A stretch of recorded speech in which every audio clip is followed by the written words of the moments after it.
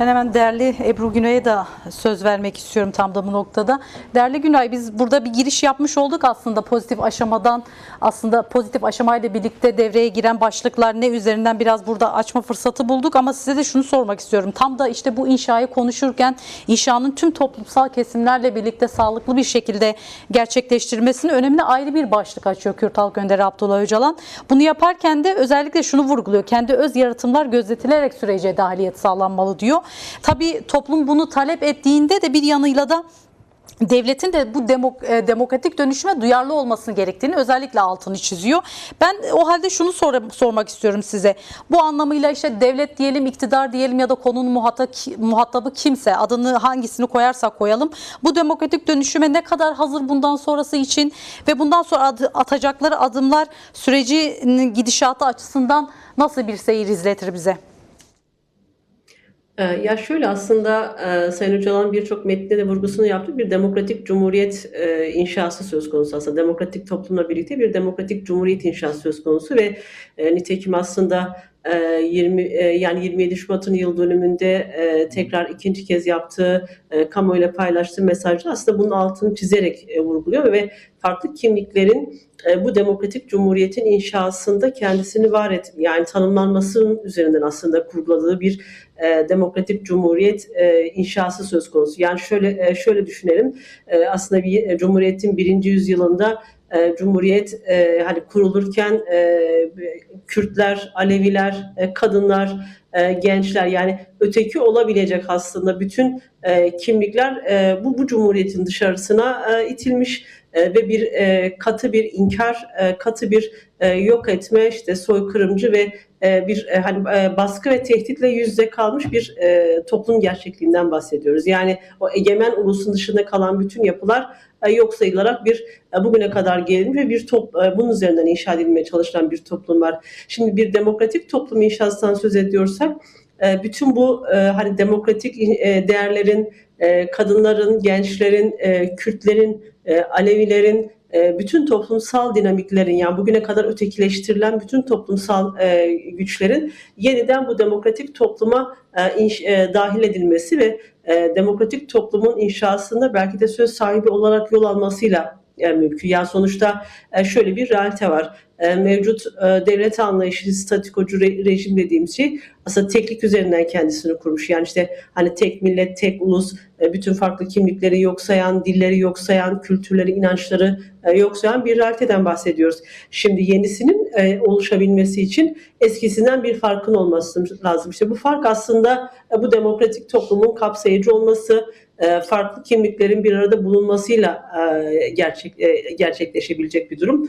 Şimdi tabii hani buna direnç gösteren zaten şöyle bir reel durum var. Aslında biraz dikkat edin, 27 Şubat çağrısıyla beraber bu sürece karşı duran böyle barış karşıtı kesimler çok aşırı ırkçı kesimler, aşırı cinsiyetçi, işte kadın düşmanı kesimler, yani dönüp baktığımızda cinsiyetçi ve milliyetçi kesimler özellikle bu süreç karşıtı bir yerden durarak aslında farklı kimliklerin de kendisini hani o eşit yurttaşlık tanımı içerisinde ifadelendirmesinin önünde engel olmaya çalışan bir kesim. Ve pek tabii ki aslında iktidarın da belli yönlerle karakteri biraz hani tekçilik üzerinden kurulu. Biraz belki özellikle pozitif aşamaya geçişte, ikinci aşamaya geçişte hani toplum beklediği bazı yasal düzenlemelerin ya da adımların atılmasındaki temel hani direnç noktalarından biri de belki de bu. Yani hani o iktidarın karakteristik özelliği biraz teklik üzerinden kurulu, kendi hegemonyası etrafında şekillendirmeye çalıştığı bir toplumsal realiteden bahsediyoruz ve bunu esnetmek istemiyor aslında. Ama dönüp baktığımızda Sayın Öcalan'ın tarif ettiği, bizlerin savunusunu yaptığı, inşasında rol almaya çalıştığımız demokratik toplumda aslında bütün kesimlerin bir demokratik ulus perspektifiyle kendisini bu süreçte ifadelendirdiği, temel hak ve özgürlüklerini talep edebildiği bir eşit yurttaşlık temeli ve aynı zamanda hani demokratik siyasetin önünün açıldığı ve hukuki güvencelerle toplumsal mücadeleye katıldığı bir süreçten bahsediyoruz. Dolayısıyla bunların biraz hani inşası ve hayata geçirilmesinde belli kesimler tarafından özellikle iktidar bloku içerisinde bir direnç olduğunu gözlemlemek mümkün. Nihayetinde 20 yıldır işte teklik üzerinden kurulu, 20 yıldır bir erkek egemenli anlayışla ülkeyi yönetmeye çalışan bir rejim geleneğinden bahsediyoruz. Hani bunun değişmesi belki biraz daha bu nedenle değişmesi biraz zaman da istiyor. Nitekim bugün aslında basına da yansıdı. Sayın Öcalan'ın özellikle meclis raporlarını değerlendirirken ifade ettiği vurgu bence çok önemli. Mücadele daha yeni başlıyor. Yani bu şu demek aslında, değiştirip dönüştürmenin, zihniyeti yeniden şekillendirmenin, demokratik bir zihni inşa etmenin süreci şimdi başlıyor. Yani asıl mücadele şimdi başlıyor derken ben biraz hani kastettiği noktalardan birinin de bu olduğunu düşünüyorum. Yani sonuçta işte biz işte rapor, bir tavsiye kararı gönderdi. İşte belli görüşmeler devam ediyor. Bunu bir mücadelesizlik hali değil. Aslında tam tersinden mücadelenin yeni başladığı ve bizi daha büyük, daha derinlikli bir mücadele hattının bekleyeceğini hatırlatan bir değerlendirmesi var. Ben bunun biraz o demokratik kültürü inşa etme ile de bağlantılı olduğunu düşünüyorum. Yani sonuçta demokratik kültür, farklılıkları kabul etmek, yan yana durmak, farklı inançları, hele Orta Doğu gibi bir yerde Sünni çatışmaların bu kadar çok yaratıldığı bir toplumsal hani bir coğrafyada yaşıyoruz. Bunları aşmaya gerçekten zaman ve büyük bir emeğe ihtiyaç olduğunu düşünüyorum.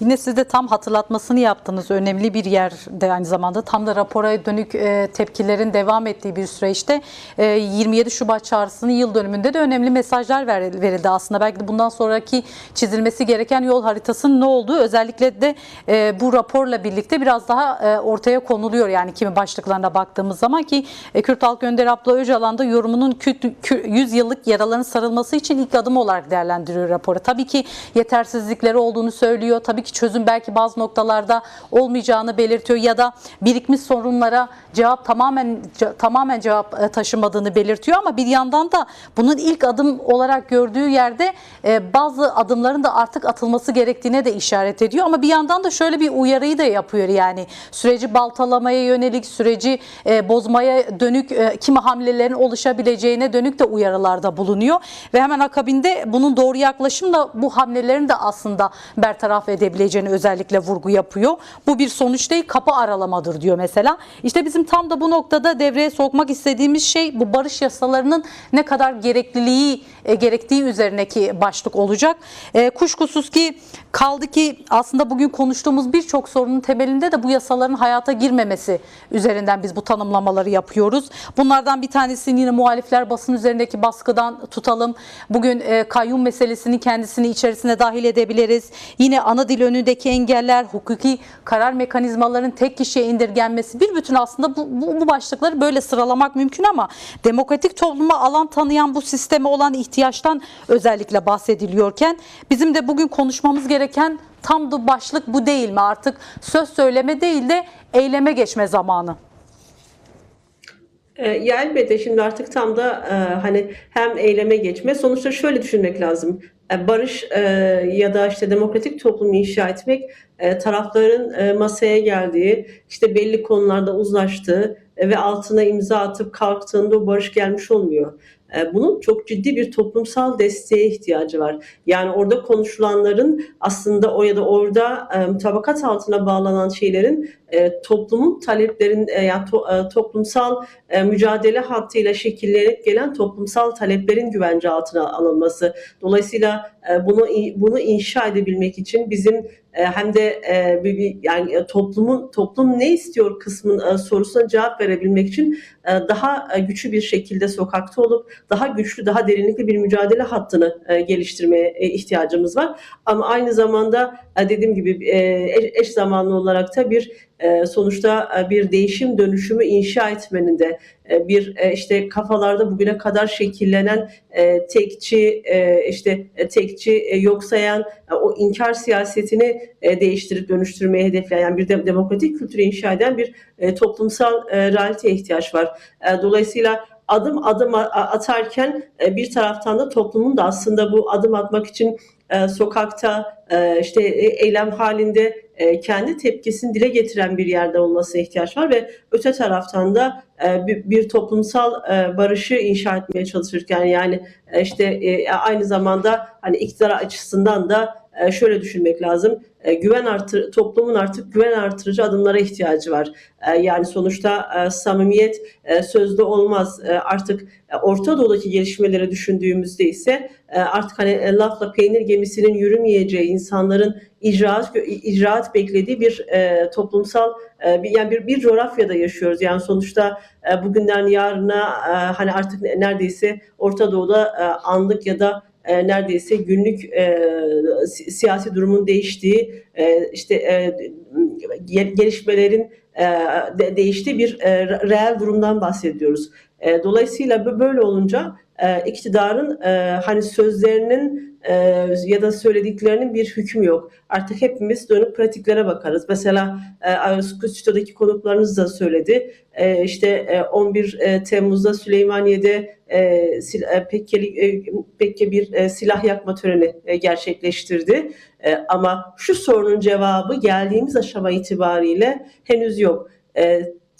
Silahlarını yakan silahlı güçler, ben Türkiye'ye gelip demokratik siyaset yapmak istiyorum dediği anda nasıl bir tabloyla karşılaşacağının sorusunun cevabı yok. Dolayısıyla geldiklerinde bugün geçmiş örnekler kötü. Bu konuda gelenlerin hepsi bir cezaevi süreciyle karşılaştığını biliyoruz. Dolayısıyla bunun tekrarının olmaması için bu nedenle hani o yapıcı yasal düzenlemelerin yapılması, belki toplamda barış yasaları diyebileceğimiz, hani cezaevlerindeki işte cezaevindeki tutsakların durumunu düzeltecek, bu konuda infaz rejiminde değişiklikler yapacak, belki umut hakkını tanıyacak ve siyasi mahpuslar için bir özgürlüğe giden yolu açacak yasal düzenlemelerle birlikte hani tümden bu süreci bir barış ve demokratik toplum sürecini güvence altına alacak yasal düzenlemelere ihtiyaçları var. Bunlar hani barış yasaları diyebiliriz, özgürlük yasaları diyebiliriz, demokratik entegrasyon yasaları diyebiliriz. Adına ne dersek diyelim, ama bir yasal güvenceye ihtiyaç var. Yani sonuçta şu ana kadar aslında hükümet bir haliyle bu süreci de facto yürüttü. Ama zaten Kürt sorununun temel sorunlarından bir, handikaplarından biri bu ki her şeyin bir de facto bir şekilde yürütülmesi, yasasının o olmaması, yani aslında Kürt'ün varlığının hukuken kabul edilmemesini yarattığı bir sonuç. İşte geldiğimiz aşamada artık aslında Kürt'ün varlığının hukuken kabul edilip bundan sonraki süreci buna göre şekillendirecek bir yasal muktesebata ihtiyaç var ve ben bu konuda meclis komisyonunun aslında hani pozitif yönünden bakıldığında güçlü tavsiyelerde de bulunduğunu söylemek mümkün. Eleştirilerle birlikte, yetmezliklerle birlikte aslında parlamentoyu belli düzeylerde cesaretlendiren, bu konuda adım atmasını sağlık veren, tavsiye eden bir yerden duruyor. Dolayısıyla hani o ilk adım olması açısından ya da kapıyı aralamak açısından gerçekten önemli. İş bundan sonra biraz daha cesurca bu süreci hayata nasıl geçirilir? Eşit yurttaşlık nasıl inşa edilir? Barış yasaları, demokratik entegrasyon yasaları nasıl yapılır ve bizim hani Sayın Öcalan mesajından söylediği pozitif barış aşamasını nasıl, bu adımlar nasıl gerçekleşir? Bunu tartışmanın ve bunu hayata geçirmenin, bunu icra etmenin zamanı. Ama bu da aynı zamanda şöyle tek başına siyasetle mümkün değil. Siyasetin ve toplumun bütünleştiği, siyasetin öncülük ettiği ve güçlü bir toplumsal talep ve muhalefetle gerçekleşecek bir süreçtir. Bu nedenle de aynı bizim için işte hani yeni mücadelenin yeniden başladığı bir zaman diliminde ifade ediyor. Değerli Günay, son olarak size şunu da soralım. Çünkü bu başlığı da es geçmek istemiyoruz. Açıklamada kadınlar için ayrılan ayrı bir parantez vardı. Hem kadına yönelik şiddetten, kadın cinayetlerinden tutalım, ataerkil baskıya kadar birçok noktaya değinmişti Kürt Halk Önderi Abdullah Öcalan. Yine şu belirlemeyi de yaparak kadınlar demokratik entegrasyonun en özgürlükçü parçası ve itici gücüdür diyor. Tam da bu sürece kadınların katkısını da göz önünde bulundurduğumuzda ya da süreci sahiplenmesinin önemine dair neler söylersiniz son olarak? Ya şöyle, Kürt Özgürlük Hareketi'nin en temel özgünlüğü Kürt kadınlarının öncülük etmesi. Yani kurucu unsur olarak kuruluşundan bu yana aslında mücadele hattının gelişmesinden bu yana kadınların öncülük ettiği bir mücadele geleneğinden bahsediyoruz. Ve bütün dünyaya örnek olan bir Kürt kadın mücadele hattından bahsediyoruz. Şimdi tabii barışın yani savaşın ve çatışmanın geliştiği ortamlarda da aynı zamanda aslında her türlü milli, cinsiyetçi, her türlü özel harp politikalarının da hedefi haline gelen ve toplumdaki özellikle kadına yönelik şiddetin, kadın cinayetlerinin militarist yönün güçlenmesi, pekiştiren bir tablonun ortaya çıkması da bu savaş siyaseti çok belirleyici oldu. Bu nedenle aslında şimdi toplumsal barışın inşa edilmesi, çözüm dilinin şekillenmesi aslında aynı zamanda erkek şiddetinin gerilemesi, milliyetçi ya da cinsiyetçi söylemlerin ve yapılanların gerilemesi anlamına da gelir beraberinde. Dolayısıyla kadınlar aslında bu konuda özellikle mücadele hattı, ortak bir ruhu yakalama ve barışı inşa etmedeki gücü ve kapasitesi gerçekten bu konuda çok hani öncülük edebilecek bir güce sahip. Bu nedenle Kürt kadınları özellikle kadınlar ama özellikle Kürt kadınları bu süreçte çok aktif ve hani bir motor güç demek istemiyorum ama bir öncü güç gören yani bu toplumsal barış inşa edilmesinde güç nitelik katan bir etkisi olacaktır. Ki zira dünyadaki birçok örnekte aslında genel yapıların müzakereyi bıraktı ama kadınların görüşmeye devam ettiği yerlerde işte tekrar taraflar bir araya geldiğinde kadınların üzerine uzlaştığı meseleler üzerinden yol almaya çalıştığı örnekler de var. Dolayısıyla bu konuda daha buluşma zemini, daha toplumsal inşayı şekillendirme, büyütme ve derinleştirme zemini güçlü bir zemin kadın mücadelesi ve biz toplumsal barışı inşa ederken de bu süreçte hani kadınlarla yol almak barışı daha da kalıcı hale getirecektir. Çok teşekkür ediyorum değerlendirmeleriniz için değerli Ebru Günay.